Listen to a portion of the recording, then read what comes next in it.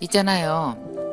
제가 지금까지 낸 책이 꽤 많은 것 같아요. 벌써 뭐 15권이 넘는 책을 썼으니까요. 이번에 처음으로 그 에세이를 쓰게 됐어요. 살아있는 뜨거움. 제목은 제가 정했습니다. 언제 정했냐면 작년이요. 작년 11월 31일 날 이제 12시가 되면 카운트다운 들어가잖아요. 드디어 1월 1일로 딱 변하기 직전 10초 전이었는데 제가 그때 트윗에다가 글을 올렸어요. 오늘 내가 이렇게 정말 건강하고 또 여전히 열정을 가진 한 사람으로 살아있어서 1월 1일을 이렇게 맞이할 수 있어 너무 좋다. 우리의 살아있는 뜨거움에 건배. 뭐 이렇게 제가 트윗에 올렸거든요. 살아있어서 다음 해를 맞을 수 있는 내가 너무 기특하다. 너무 좋다. 살아있는 뜨거움에 건배. 그때 책 제목이 정해졌어요. 이제 사람들이 요즘에 인터뷰를 하면 와서 묻습니다. 어머, 에세이를 쓰셨다면서요. 왜냐하면 출판사에서 김미경이 낸 첫 번째 에세이다라는 홍보를 했거든요. 근데 사람들이 왜 자기계발서 안 쓰고 에세이를 썼냐라고 물어봤는데 곰곰이 생각을 해봤어요. 그랬더니만 생각해보니까 내가 에세이를 쓰려고 작정한 바가 없었거든요. 처음에 그냥 쓰기 시작했어요. 근데 이상하게도 꿈 이야기를 할 때는 꿈은 나를 일으켜 세우는 법이잖아요. 나 스스로를 일으켜 세우는 이야기다 보니까 일으켜 세우는 여러 가지 방법들에 대해서 디테일하게 들어가서 솔루션을 주다 보니까 저절로 자기계발서가 되고요.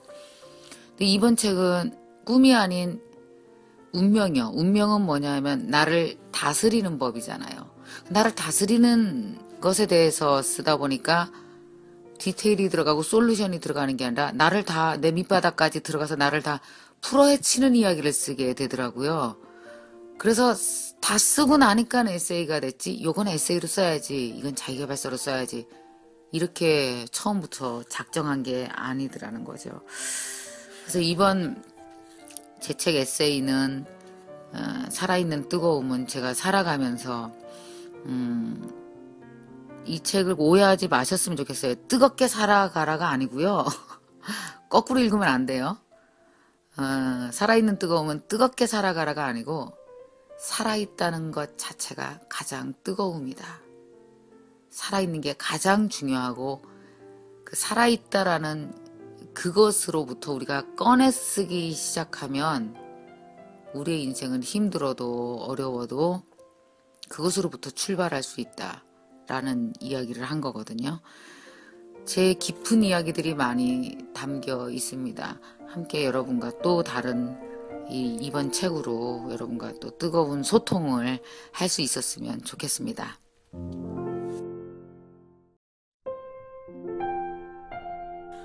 있잖아요. 오늘 행운과 불행의 속뜻, 그 행운과 불행의 재해석에 대해서 생각해 봅시다. 여러분, 불행이 좋아요? 행운이 좋아요? 행운이 좋죠? 나에게 정말 예상치 않은 행운이 왔으면 너무 좋겠다 라고 생각해요. 그런데 시간이 지나면 지날수록 참 묘하게도 불행은 행운이 되고 행운은 불행이 되죠. 얼마 전에 한 분을 만났어요. 그분이 방송 일을 하시는 분인데 지금으로부터 거의 한 20년 전에 그 방송을 너무 하고 싶었는데 자신이 잘렸대요. 그날 엄청나게 섭섭하고 자기를 자른 사람에 대해서 막 원망을 엄청나게 하고 원수죠, 원수. 근데 나중에 그 일 때문에 프리랜서가 되어지면서 예상치 않은 역할을 맡게 됐고 지금 그 역할로 20년 동안 자신의 캐릭터가 돼서 살고 있다고 저를 만나서 그런 얘기를 하시더라고요. 참 정말 불행했었는데 당신은 알고 보니까 그 회사에서 그 방송에서 잘리지 않았더라면 지금의 나는 없다 생각하니까 나를 잘라준 사람이 원수였을까요? 은인이었을까요? 바로 은인이잖아요. 이렇게 우리에게는 불행으로 온 모습이 몇 년 후엔 행운이 되기도 하고요. 또 행운으로 온 일이 있어요. 제가 아는 한 분은 회사에 들어갔어요. 너무나 원하던 회사에 들어가서 너무 신이 났어요. 그런데 3년 후에 그 회사에 들어갔다라는 그 사실이 점점 이 사람에게 불행을 가져오더니만 이 사람은 이제 3년 후에 얘기합니다. 내가 그 회사에 떨어졌더라면 얼마나 좋았을까. 인생에는 이렇게 행운의 모습을 하고 왔는데 나중에 불행이 되고 불행의 모습을 하고 왔는데 행운이 되는 그런 모습들이 참 많습니다. 여러분이 오늘 겪게 되는 불행한 일들이 있어요. 이 일이 절대로 불행이 아닐 겁니다. 불행을 풀어보면요. 그 안에는 행운이 될 만한 요소들이 곳곳에 숨어 있어요. 그런데 문제는 불행하다는 마음, 두려운 마음, 떨리는 마음, 자포자기하는 마음이 점점 커지잖아요. 그러면 두려움이 내 마음을 다 잠식해버리면 내 마음은 더 이상 움직일 수가 없습니다. 왜냐? 마음이 두려움으로 꽉 들어 찼기 때문이죠. 그럼 내 마음은 희망으로 전혀 작동하지 않아서 그야말로 불행이 원하는 불행이 되어버리는 거죠. 자, 불행이 왔을 때 분명히 들여다보세요. 그 안에는 또 다른 행운이 숨어 있습니다. 그 행운을 찾아서 조금이라도 움직이기 시작하면은 사실 우리가 예상치 않은 우리가 만든 행운을 가지고 인생을 더 힘있게 살 수 있죠. 어쩌다 온 행운보다 내가 만든 행운은 내가 한번 해봤기 때문에 나에게 누적되는 에너지요 힘이 됩니다. 인생은 내가 만든 행운, 불행을 해치고 만든 행운, 그 에너지로 매일매일 더 힘있게 미래를 헤쳐갈 수 있지 않을까 생각합니다.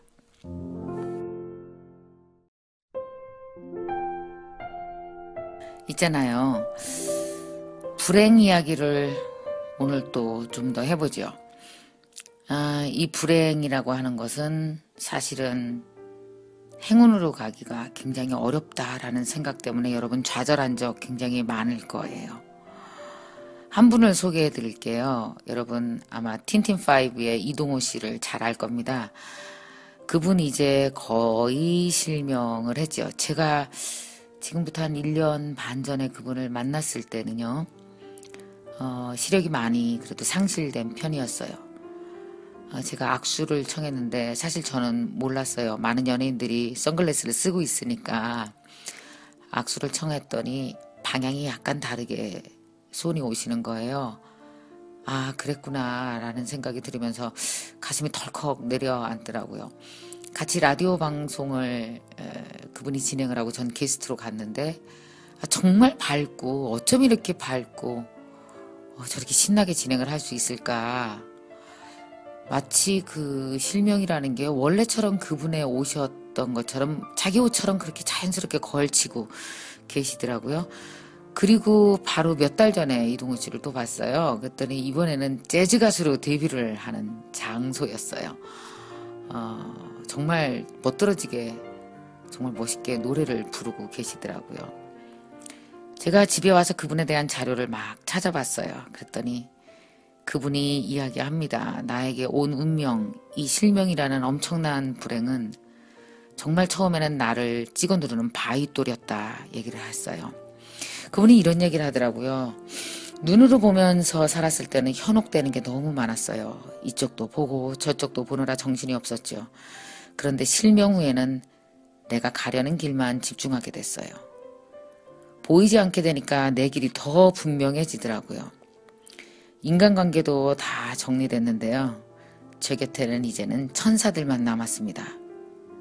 그만큼 사랑을 너무나 많이 받고 있습니다. 정말 대단한 말 아니에요?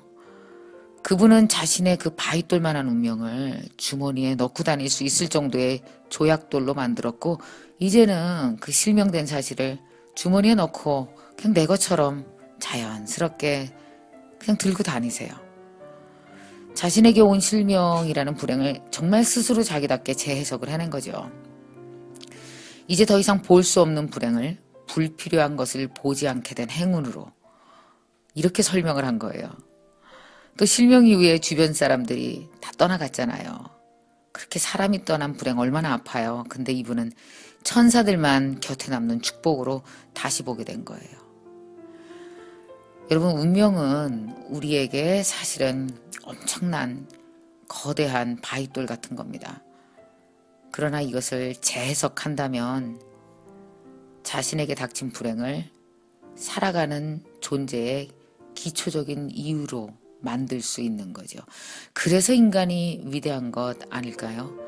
여러분, 혹시 뭔가 짓눌리는 운명이 있다면 여러분 가능하십니다. 할 수 있어요. 다시 한번 재해석해 보시기 바랍니다.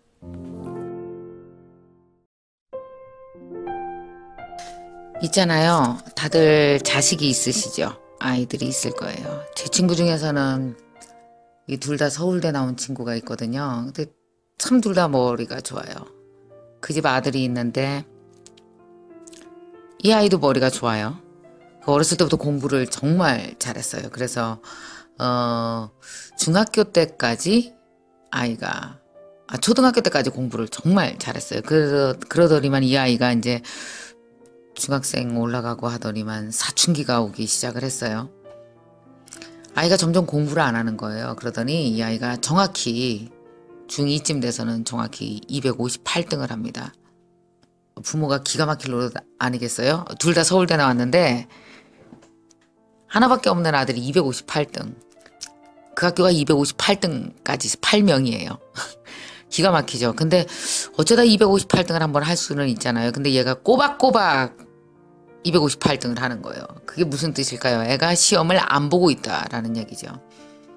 아버지가 아이를 데려다가 정말 무진장 패버렸어요, 아이를. 아버지가 벌어온 돈이니까 너는 옷 홀랑 벗고, 그거 다 아버지가 사준 옷이야. 홀랑 벗고 나가. 그랬더니 얘가 진짜 홀랑 벗고 엘리베이터를 탔습니다. 엄마가 바바리를 들고 나가서 애를 바바리맨을 만들어갖고 간신히 집으로 끌고 들어왔어요. 부모는 애가 이해가 안 되는 거예요. 이 아버지는 이 아이를 뭐라 그러냐, 천하의 나쁜 놈이라고 얘기합니다. 나중에 이렇게 갈등을 겪고 한 1년간 정말 뜨겁게 싸웠죠. 온몸으로 부딪혀서 육탄전을 벌이면서 아들과 싸우고 난 결과는 아들은 음악을 하고 싶은 거예요. 결국 이 아들은 기타를 치게 됐습니다. 아버지가 손을 들었어요. 아이가 하고 싶은 게 기타라는 얘기를 듣고 학원에 등록을 시켰죠. 이 아버지가 이런 얘기를 했어요. 있잖아, 김원장. 나는 애가 나쁜 놈인 줄 알았거든. 근데 알고 보니까 나쁜 놈이 아니라 아픈 놈이었어. 자기 꿈 때문에 아팠던 거야. 아주 뒤늦게 아버지가 깨달았어요. 여러분, 어떻게 생각합니까? 부모들은 자식을 낳으면서 때때로 우리는 자식이 탄생되는 게 아니라 복제된다고 착각을 해요. 서울대 플러스 서울대니까 이걸 곱하기로 생각하죠. 서울대 곱하기 서울대는 뭐게요? 하버드요.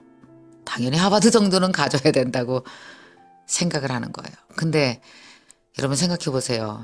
자녀는 나와 다른 꿈과 운명을 갖고 태어난, 나와 세포도 다르고 생각도 다른 탄생적 존재이지 복제적 존재가 아니잖아요. 근데 우리는 흔히 복제된다고 착각하죠. 그러니까 나와 똑같이 복제되거나 혹은 2배로 복제되지 않으면 이거는 나쁜 아이라고 생각이 드는 거예요. 근데 얼마나 많은 아픈 아이들이 우리 집안에 있습니까? 중요한 건 우리가 탄생이라는 의미를 아이에게 주지 못해서 아이는 끊임없이 수년간 아프죠. 그리고 그 아픔의 결과는 자기 꿈과 자기 운명대로 살아가지 못하는, 그리고 그렇게 부모와 싸우면서 부모와 영원히 평행선을 달리고 부모와 자식이 서로의 존재를 믿어주고 밀어주지 못하는 관계가 되는 거 너무 안타깝거든요. 오늘 여러분의 아이를 한번 살펴보십시오. 아이는 절대 나쁜 아이가 아니고 아플 뿐입니다.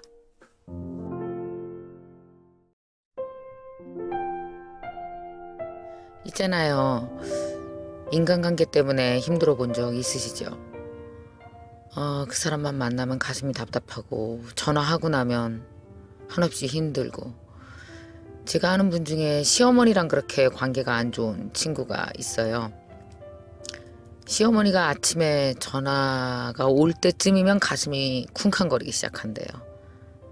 전화를 받는 내내 마음이 안 좋고 부들부들 떨리고, 전화를 받고 나서도 점심때까지 힘들다는 거예요. 결국 이런 인간관계에 대해서 가장 손해보는 사람은 누굴까요? 바로 나죠. 자기 자신이에요. 결국은 시어머니라는 사람의 그 끈에 꽁꽁 묶여서 포박당한 채로 하루 종일을 사는 거잖아요. 이런 인간관계가 하나만 있으면 그런대로 또 견딜만 하죠. 근데 만약에 친구라든지 친척이라든지 뭐 회사에서의 동료라든지 내가 싫어하는 사람, 내가 두려워하는 사람, 내가 너무 미워하는 사람이 주위에 많다라는 건 그 사람이라는 끈으로, 그 인간관계의 끈으로 내가 꽁꽁 묶여져 있는 거예요. 여러분 한번 상상해 보세요. 아침에는 시어머니가 나를 묶고, 오후에는 또 내 친구 중에 한 사람이 나를 묶고, 또 하루 종일 혹은 직장 동료에게 묶여 있다면 내 마음이 포박당한 상태로 하루를 보내게 되는 거잖아요. 자, 이렇게 몇 년을 지낸다 생각하면 사실은 거의 옴싹달싹도 할 수 없는 짓눌린 상태로 살게 되는 거거든요. 어떻게 할 수 있을까요? 시어머니에게 줄 풀어달라고 할까요? 아니요. 사실은 그 줄로 나를 묶은 사람은 나 자신일 수 있어요. 그 줄을 팽팽히 쥐고 있는 거죠. 그러니까 시어머니도 쥐고 있고 내 친구도 같이 쥐고 있는 거예요. 팽팽하니까 시어머니가 조금만 흔들면 나는 그 줄 끝에 매달린 사람이니까 마구 흔들리는 거죠. 방법은 내가 줄을 놓는 수밖에 없어요. 한번 여러분 주위에서 여러분이 미워하거나 내 마음을 꽁꽁 묶은 사람이 있다면 그 줄을 한번 놓아버리세요. 놓는다는 게 어떤 거냐고요? 용서죠. 다른 방법이 없어요. 미워하는 마음을 놓는 거예요. 사실 미움도 나 혼자 미워하는 게 아니랍니다. 그 사람이 준 줄을 내가 팽팽히 쥐고 있어서 그 팽팽한 줄로 미움이 전달되거든요. 왜 전화놀이 해보셨어요? 그 실이 팽팽하면 되게 잘 들리죠. 근데 실이 느슨하면 진동이 약해져서 안 들리죠. 실을 놓아버리면 안 들어도 되죠. 자, 마치 전화기에 달린 팽팽한 줄처럼 우리가 쥐고 있어서 그렇게 잘 듣고 잘 들리고 그렇게 조종당하고 그렇게 분노하는지도 모르겠습니다. 한번 오늘은 가장 나에게 팽팽한 줄이 있다면 툭 놓아버리고 마음에 있는 미움을 조금 씻어내 보세요. 그러면 나를 포박한 줄로부터 내가 자유로워지면 어떤 일이 생길까요? 사람은 자유로워져야 그 다음에 더 착한 행동, 더 의미 있는 행동, 그런 행동들을 할 수 있으니까요.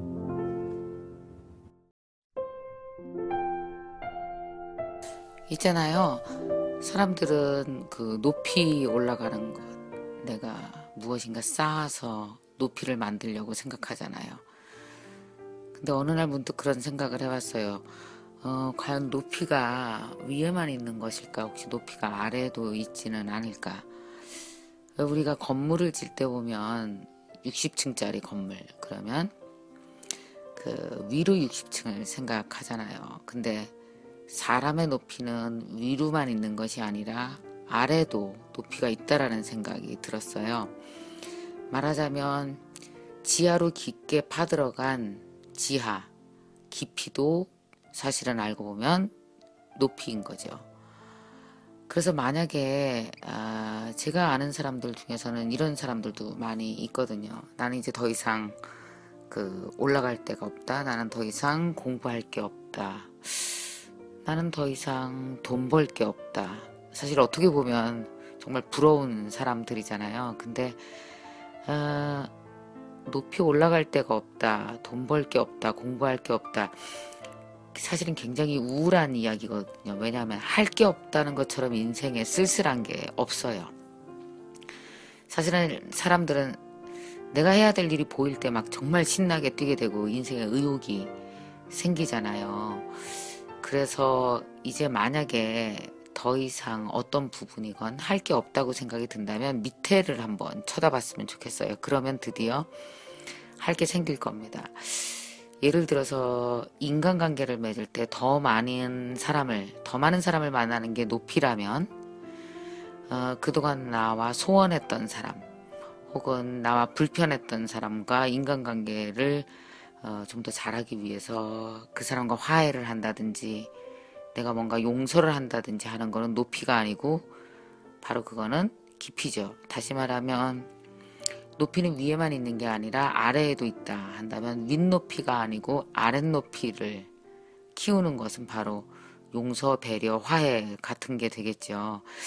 돈을 굉장히 많이 벌었어요. 그렇다면 더 많이 버는 건 위로 쌓는 높이고 그것을 누구에겐가 배려하고 베풀어서 나눈다면 그건 아래로 쌓는 높이가 되겠죠. 자, 공부도 돈을 벌기 위해서 하는 공부가 높이, 윗높이라면 이제 좀 더 근원적인 공부를 해나가는 것은 아랫높이겠죠. 그래서 우리가 늘 살면서 언뜻 생각하기에는 눈에 보이는 위로의 높이를 굉장히 많이 생각합니다. 근데 오늘은 한번 아랫높이, 내 인생에 있어서 아랫높이를 쌓는다면 그것이 무엇일까를 한번 생각해 보면 좋겠습니다.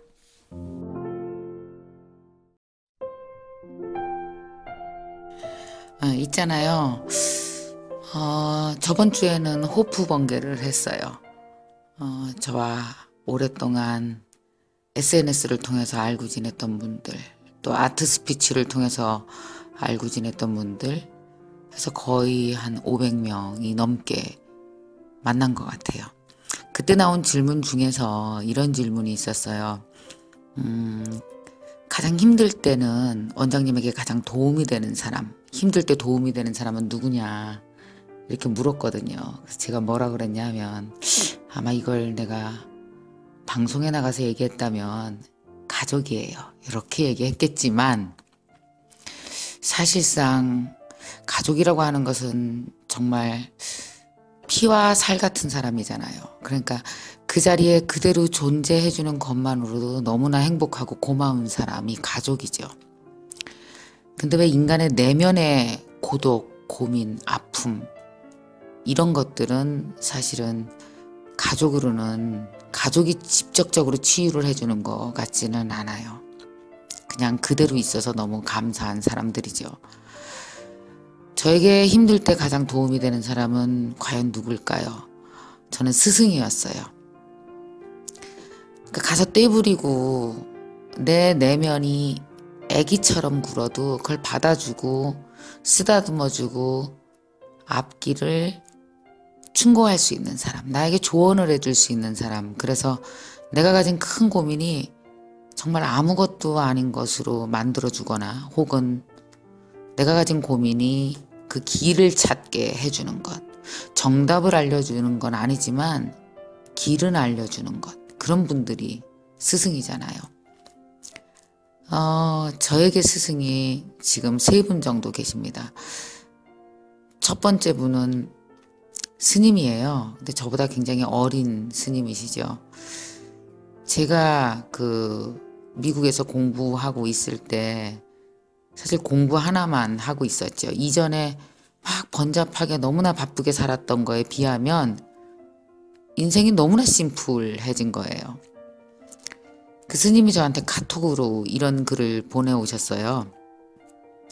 원장님, 일이 100이고 100이 1입니다. 라는 말씀을 하시면서 그 해석을 달아주시더라고요. 과거에 100가지 일을 하면서 하나를 이루려고 노력했다면 이제는 지금은 공부 그 하나를 통해서 100개를 꿰뚫어 보는 중입니다. 그러니까 하나만 한다고 그것을 작은 것이라고 절대 생각해서는 안 됩니다. 하나를 통하여 100을 꿰뚫어 보는 노력을 지금 하고 있는 중이니 그 하나를 100이라 생각하시고 공을 들이십시오 라고 얘기를 하더라고요. 사람이 막 바쁘게 살다가 갑자기 인생이 굉장히 단순해지면 옛날이 그리워지거나 혹은 지금 내가 하고 있는 일이 너무 단순하고 너무 별게 아닌 것처럼 느껴지죠. 그러나 하나가 100개보다 힘이 강할 때가 있습니다. 그걸 알려준 스승이 저는 너무너무 고마웠어요. 사실 우리가 미처 알고 있지 못하는 것을 그걸 깨닫게 해주고 통찰하게 해주고 그것이 길이 되도록 그 문을 열어주는 사람이 스승이거든요. 자, 오늘 여러분도 스승이 있으세요? 좋은 스승 한 분 정도 인생에 있다는 건 너무나 행복한 일인 것 같아요.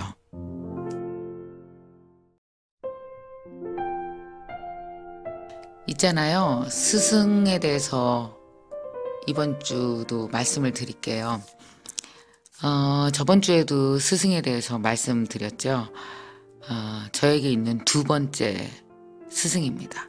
저에게 두 번째 스승은 제가 성함은 말씀을 못 드리겠어요. 왜냐하면 그분이 불편해 하실까봐. 사실 저는 그 스승을 만날 때 그분한테 스승이라고 말하지 않습니다. 당신은 내 멘토예요. 당신은 내 스승이에요 하는 순간 그분이 굉장히 부담스럽고 불편해 하실까봐. 왜 누군가의 스승이 된다는 건 사실 굉장히 불편한 일이거든요. 힘든 일이고 스승 노릇을 해야 된다는 부담을 드리기 싫은 거예요. 저는 그냥 내가 밥을 먹으면서 스승이다 생각하면 되고 전화통화를 하면서 스승이다 내가 여기면 되는 거죠. 그래서 스승이라고 제 스승이세요 라고 잘 말하진 않습니다. 그러나 내 마음으로는 이미 오래전부터 스승으로 모시고 있죠. 그 두 번째 분은 평생 공부만 하신 분이세요. 그분이 저에게 그런 말을 하더라고요. 김 원장 있잖아. 힘들 때 혹은 외로울 때 혹은 뭘 해야 될지 모를 때 이때는 뭐가 제일 좋은지 아냐? 공부해. 그냥 공부하면 돼요. 그래서 제가 물어봤죠. 그럼 무슨 공부를 해야 돼요? 닥치는 대로 아무거나 생각나는 대로. 그게 참 이해가 안 가잖아요. 왜 우리 공부하자 그러면 무슨 공부를 해야 되지? 이게 내 사업에 도움이 되나? 내 돈벌이에 도움이 되나? 혹은 내 마음의 양식에 도움이 되나? 아니면 앞으로 그냥 뭔가 그냥 갈고 닦는 공부를 해야 되나? 아니면 영어를 공부해야 되나? 이렇게 고민이 되잖아요. 근데 그분이 이야기하는 공부 방식은 그게 인생 공부였어요. 인생 공부에 필요한 게 뭐가 있을까요? 사실 인생 공부에는 우연치 않은 단서가 되는 책 하나가 사람을 깨닫게 하는 경우가 있잖아요. 그래서 선생님이 말씀을 하시더라고요. 제 스승께서는 그냥 목적 없이 하는 공부도 정말 잘 얻어 걸리면 네 인생을 풀 수 있는 어마어마한 해석이 된다. 그래서 어느 날 책장을 우연히 바라보다가 오래된 책, 사놓긴 했는데 대충 읽지 않았던 책, 딱 읽는 순간 5년 전에는 그 책의 귀중함을 몰랐는데 지금 5년의 내 상황과 딱 맞아떨어지는 책, 이런 책 발견할 수 있잖아요. 혹은 아유 뭐 저런 거 재미있겠어, 너무 재미없고 너무 두꺼워 했는데 막상 내가 막 쑥 빠져드는 책, 이런 책이 있단 말이죠. 그래서 그냥 책장 앞에 오늘 한번 서성거려 보세요. 저도 그런 거 가끔씩 하거든요. 그냥 오래된 책 앞에서 그냥 얼쩡얼쩡 서성거려요. 그러다가 이거 어떨까 하고 쓱 들춰봤는데 한 페이지가 읽혀지고 두 페이지가 읽혀지면서 나도 모르게 책 속으로 들어간단 말이죠. 그 활자들이 내 지금의 현실, 지금의 오늘의 현실과 마구마구 뒤섞여서 소화가 되기 시작하고 그것이 나를 깨닫게 하면 그것이 바로 공부라는 생각이 들어요. 뭘 해야 될지 모를 때는 오늘은 한번 그냥 오래된 책장 앞에서 한 30분 정도 서성거려 보시기 바랍니다. 아마 거기에서 또 한 분의 스승을 여러분들이 만날 수 있으실 거예요.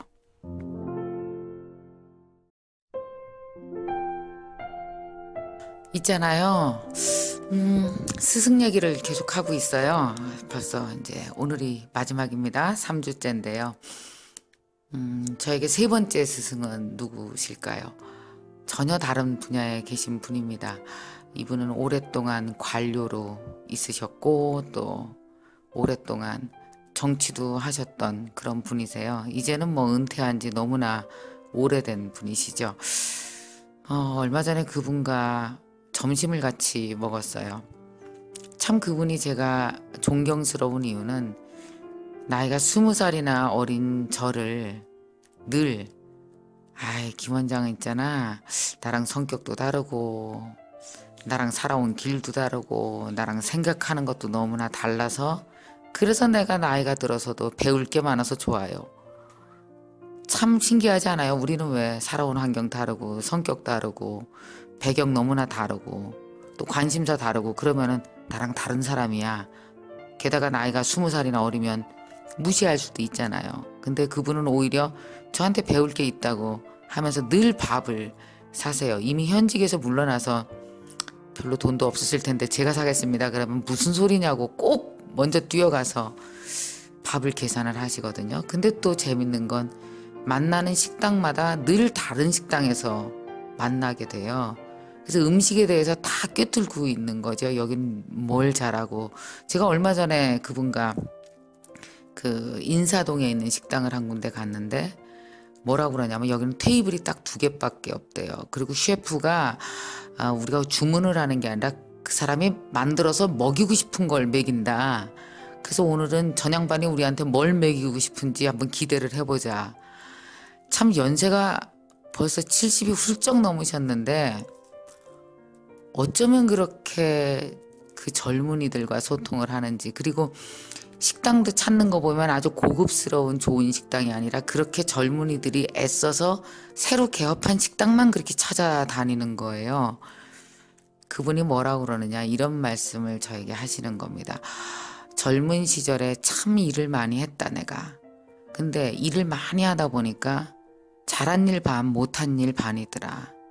나이가 들면 그런 걸 다 해결하고 가야 된다. 그게 무슨 말씀이세요? 그랬더니 나는 내가 가진 돈, 내가 가진 노력, 내가 가진 머리, 시간을 지난날 쓰지 못했던 곳에 써야겠다. 옛날에는 너무 바삐 지내다 보니까 그냥 유명한 식당 비서한테 예약하라고 그래서 찾아갔대요. 근데 이제는 나이가 들어서 새로 창업한 젊은이들이 꿈을 갖고 창업한 식당에 거기 가서 먹어주고 돈을 쓰는 게 나이 든 자의 도리다라는 얘기를 하시더라고요.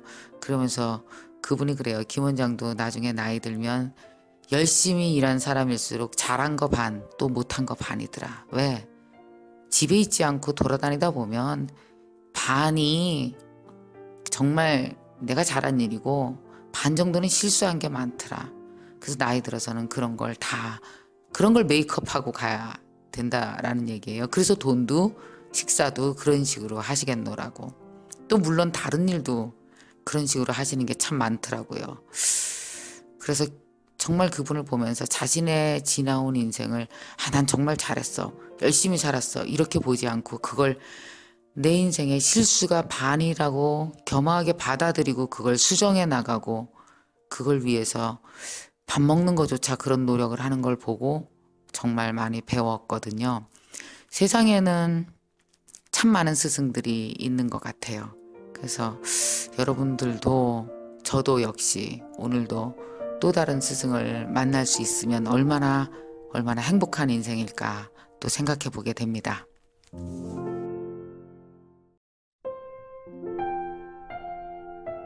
있잖아요. 여러분들은 애를 잘 키우세요.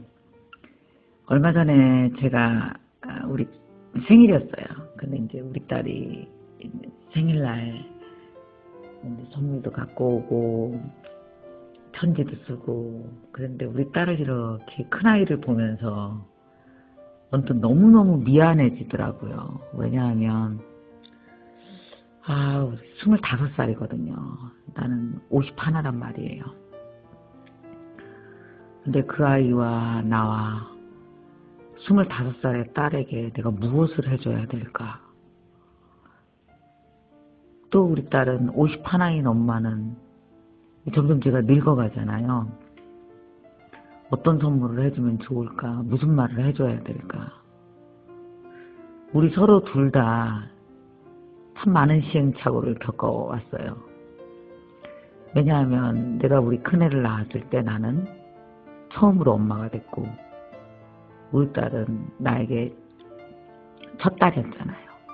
걔도 우리 딸도 딸 노릇 처음 해보는 거고 자식 노릇 처음 해보는 거죠. 저도 엄마 노릇 처음 해보는 거고 그러다 보니까 우리 둘이서 서툰 엄마와 정말 서툰 아이가 둘이 만난 거잖아요. 정말 둘이서 많은 시행착오를 겪었어요. 특히 이제 우리 딸이 나의 최고의 이제 피해자가 된 거죠. 내가 해볼 수 있는 거, 시험해 볼 수 있는 거 막 이거저거 해봤단 말이에요. 그러니까 하고 나서 이건 아닌 것 같다. 나름대로 이제 저는 머릿속에 데이터가 쌓인 거예요. 그래서 지금 셋째한테는 훨씬 더 편한 엄마가 됐어요. 이거는 해야 될 거, 이거는 하지 말아야 될 거, 이거는 푸시해야 될 거, 푸시하지 말아야 될 거. 난 정말 셋째를 키우면서는 정말 좋은 엄마가 되고 있는 것 같아요. 옛날처럼 막 그렇게 막 아이를 푸시하고 내 마음대로 하려고 하지 않죠. 네가 원하는 게 뭐냐. 아이의 마음을 읽으려고 이제는 애를 쓴단 말이에요. 그 많은 것에 대한 그 모든 가르침을 누가 줬냐. 바로 우리 큰애가 줬어요. 그래서 가만히 생각해보면 우리 아이가 나의 스승이었구나 라는 생각을 이제는 더 많이 하게 되는 거죠. 근데 저는 지금도 아직도 시행착오를 겪고 있어요. 뭐냐면 25살짜리의 딸한테는 무엇을 해줘야 될지 아직도 나는 또 처음 하는 일이라 이렇게 서툴단 말이에요. 우리 딸도 마찬가지죠. 자기가 겪어가면서 과연 51 된 엄마한텐 내가 무엇을 해줘야 되고 엄마의 심리는 무엇일까? 엄마는 현재 60을 향해서 9년 남겨놓고 달려가고 있는 사람인데 우리 엄마한테는 어떤 위로를 해주고 어떤 말을 해줘야 엄마가 나이 들어가는 걸 읽고 좀 더 용기 있게 살 수 있을까? 우리 딸도 고민이 많다고 나한테 얘기를 하더라고요. 자, 살아가는 데 있어서 우리 모두 다 서툰 세월을 살고 있습니다. 우리는 언제 엄마 역할을 제일 잘하게 될까요? 전 생각해 봤는데 난 진짜 엄마 역할을 잘할 수 있는 때가 있어요. 언제냐? 우리 딸이 아이를 낳았을 때, 내가 할머니가 되었을 때는 정말 베테랑 엄마 노릇을 할 수 있을 것 같아요. 그래서 그때쯤 되면은 내가 우리 아이한테, 우리 큰애한테 배운 엄마 노릇을 제대로 한번 해보려고요. 얼마 전에 제 친구가 할머니가 됐거든요. 벌써? 저도 이제 한 몇 년 있으면 할머니가 되겠죠. 그래서 전 지금도 기대하고 있답니다. 내가 진짜 엄마가 될 수 있는 날, 할머니가 되는 날, 그렇게 지금 할머니가 되는 날을 기다리면서 살고 있어요.